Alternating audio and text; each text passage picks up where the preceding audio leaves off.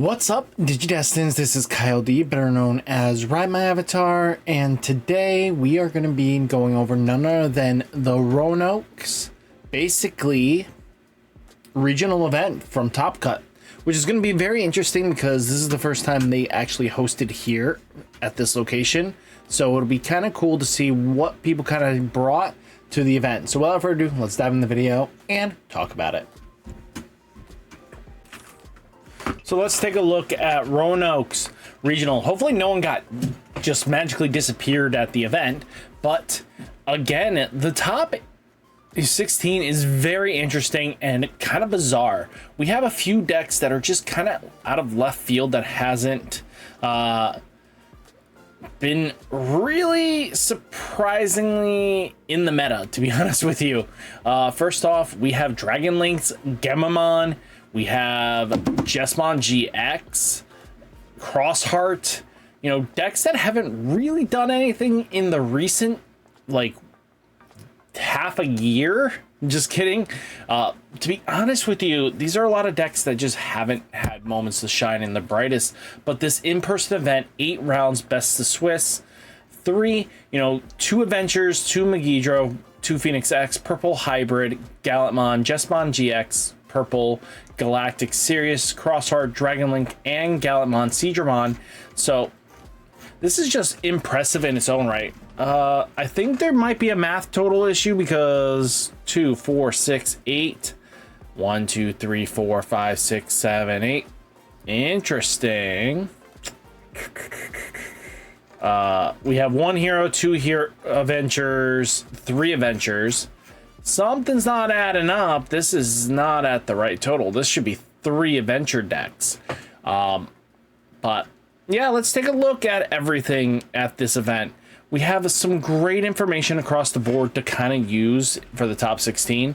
And again, let's see what people kind of spiced up their events with. First off, I think this is first place, none other than the Gallantmon Turbo deck. So this isn't like normal Gallantmon. This is just strictly just playing the better low end, using Demonic Disaster to kind of just make your opponent have a bad day, right? Like, at the end of the day, that's kind of what this deck is all about. And let's kind of zoom out just a little bit so you guys can see it all in one beautiful picture. So as you guys know how this deck operates, uses Growlmon X to kind of just kill you by turn 3. You're going to be drawing majority of your deck, and then boom, you're going to clear out house. Not many decks can handle the speed of this deck to be in general. So what the big thing comes down to is as long as you can get to that 20 magic sweet spot, you can just loop again. But what you do is, go into superior mode on your turn with Growl X, swing in, deal that hit, and then basically after you hit that damage, you swing again because, again, the Windage Evolving is basically allowing you to attack, and then you swing again, dealing another damage. So that's 2 damage. Then you pop it with Calling or Demonic Disaster. Then basically play the Rush Gila, rebuild with Growl X Antibody using Gravity Crush and Jack Raids, and then boom, you go right into this boy again, and then self-pop it and just either slam down Gallants or win out of other ways. This deck basically proves that if you can get them down to 3 life, this deck can just easily clear kill house. At the end of the day, you have to be prepared against this deck because there's not many options. This deck is super aggressive. And again, a lot of players might say, oh yeah, just restrict the Rush Gila to 1, you'll be fine. I'll respect it. I think Rush Gila going to 1 does slow the deck down just a tad bit. But again, they're just going to be playing dig through the deck. And all it takes is that Rush Gila to get into the trash once, and they are looping it the whole time. You realize that they'll early game just swing in, hope Growl X dies, and then play the draw Gallantmon to draw 2 cards by trashing 1 that you don't really care, and then you can kind of get the piece back, and you just kind of loop that until you get there. I've basically one, personally, even just with the Gallantmon only finding one in the trash just to go off. It's just super important to take a look at that. Now, Adventure Green. So this one has been kind of getting that momentum up. Using the effects like Megidramon, which is a very scary card in its own right. So basically, when digivolving one of your Digimon unsuspends, then for every 2 color tamers with adventure traits, suspend one of your opponent's Digimon. Once per turn, when another Digimon are played or digivolve, any of them with adventure trait, one of them gains alliance for the turn, then one of your Digimon may attack. So being able to give your attack bonuses, especially because you do have access to being able to spend all your opponent's 5,000 DP or lower, then for every 2 colors your tamers have, return one suspended Digimon to the bottom of the deck. Giving you some control options. They play more of the green top end because their focal point is literally Megidramon. Megidramon being able to allow you to get another attack in is always scary. Some lists are playing the promo Wargreymon to get in extra damage, but at the end of the day, it's up to you how you want to go about it. This deck can be very scary and explosive. And again, I told a lot of people Adventures was going to be one of those great decks that just took some time for cooking. They were definitely going to sleep on this deck, and now look at this deck popping off. You know, now we're having Megidramon combos. So again, they use Skullgreymon to self-destruct. Basically, if they swing in with the Growl X, it doesn't die. Skullgreymon will kill it, and then boom, you get your whole combo piece live again. You know, Megidramon's going to help strip life away pretty quickly, but having the tech in Levia is just really there for some scary shenanigan plays that basically you go into, War Growl, set it up, and then you just digivolve right into Levia. If you have the memory, and basically because it is a one digivolving, you kind of remove a lot of threats after you kind of killed your own stuff, right? So at the end of the day, makes it a more scarier threat, and then your opponent has to deal with it. You know, you got Gallants and Medievals, so it's up to you how you want to build your deck. Now again, Birds. Birds is a very interesting version of the Rush Gila. So if you take a look at that, you know, the abilities that it gives is being able to use all the on deletion, because Growlmon X can just literally replay the Gilamons. You know, you're going to be digging and drawing to be able to use your Garurumon's rush ability to kind of give self rush. And then you have like Phoenixmon being able to apply pressure that way. So again, being able to activate, you know, gain a memory, play Rush Gila, or play a Searcher Gilamon, all matter and make your opponent just have a bad day. This deck does have a lot of good legs to stand on, and especially because it has that aggression that this deck is going to always have. You know, combination of being able to use on deletion skills through your Phoenixmons is just nasty. Now we're back at Phoenixmon again. This one has a little bit of different take on it. It kind of just focused on the Gruda X, and you know, you have Phoenixmon X, and then you have Alphamon, where you can mode Ace to kind of just deal with sticky bodies that might not be able to be easily answered, which is kind of rough, right? But at least it gets the DNA Digivolve, and what's really nice is if, you know, you get to add in, if you wanted to get into Oryukin, if you DNA with that, you'll be in a good spot as well. So just keeping this in mind, the deck has a lot going for it, and there's no real wrong answer. It's just, I don't expect Growl X antibody or even just Rush Kilo to survive. And again, this is a perfect example of, let's just say you hit Rush Gila. This version didn't play Rush Gila at all, and it still played Growl X. It used this one to draw majority of its deck. Again, spamming out pieces is strong, and you have to take in that the Growl X plus the draw 2 is really strong. Now again, we're back at green shenanigans with Wargreymon Ace and Metal Garurumon Ace. This allows you to multi-attack too, because the combination with Adventures, Megidramon, because you'll be able to play things for free, because why not? This deck's just going to do it. Now, we do have Jesmon GX. This is one of those surprise decks that a lot of players were expecting. You have Sistermon Blanc, Sistermon Seal, Sistermon Seal, At the end of the day, you have the Hawkmons to be able to draw cards and get to pieces. Savior Hawk, Biohawk, Jesmon, Medieval Gallants. It seems very interesting. I kind of get where you're going with it, because once you have the line set up, you kind of just get Genkumon and then Genkumon X Antibody. This is just very interesting. It doesn't seem like it's the full list, but at the end of the day, it worked for them. Being able to be a threat in your own right is always scary. Now, here's puppets. A lot of players are kind of on the fence of how to play puppets. What's really nice is, yeah, there it is. So they are playing two of the promo Arizas, and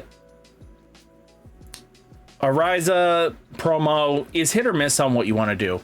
I like the Vortech Resonance as a tech.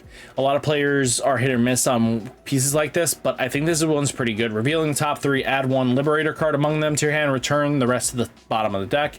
Then one of your Digimon may Digivolve into a Digimon in your hand with its Digivolution cost reduced by 4.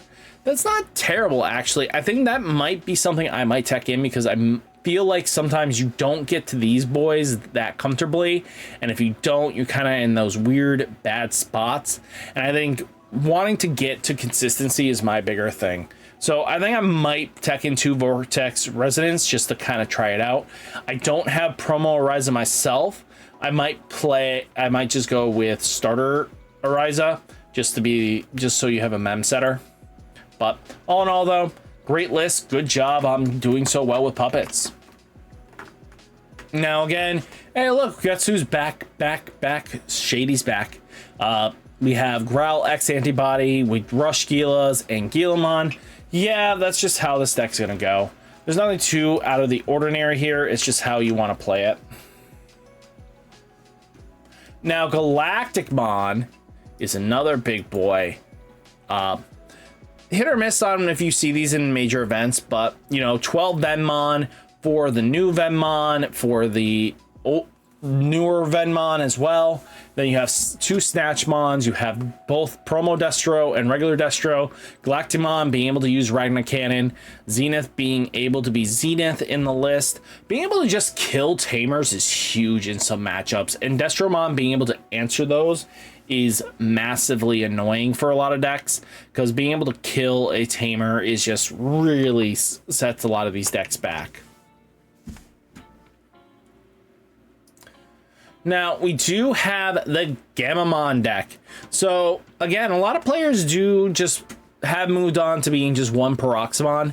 So, Phoenixmon being able to, combination Digivolve for 3 from a Sirius with Arcturus in its Digivolution. All turns, when another Digimon is deleted, you may play a 4 lower Gammamon in its name from your trash without paying its cost.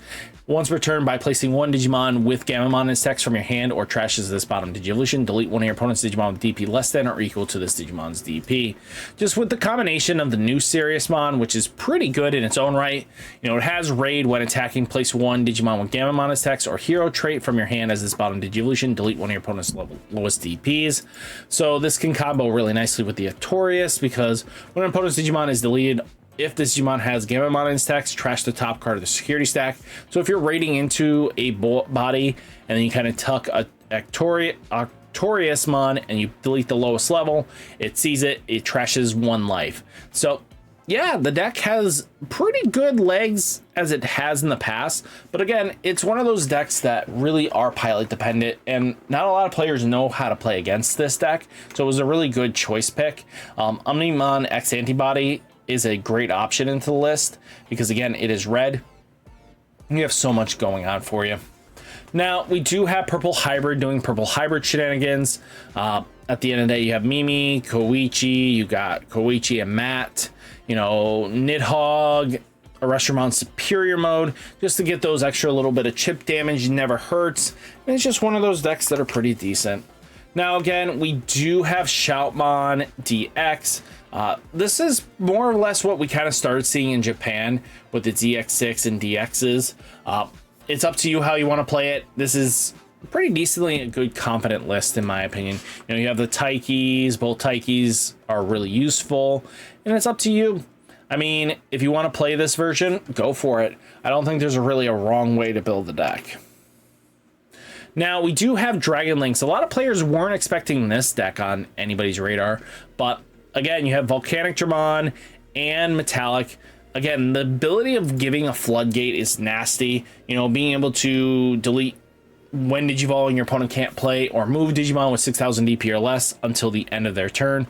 All turns, once per turn, when this Digimon would leave the battle area other than by your effects by play.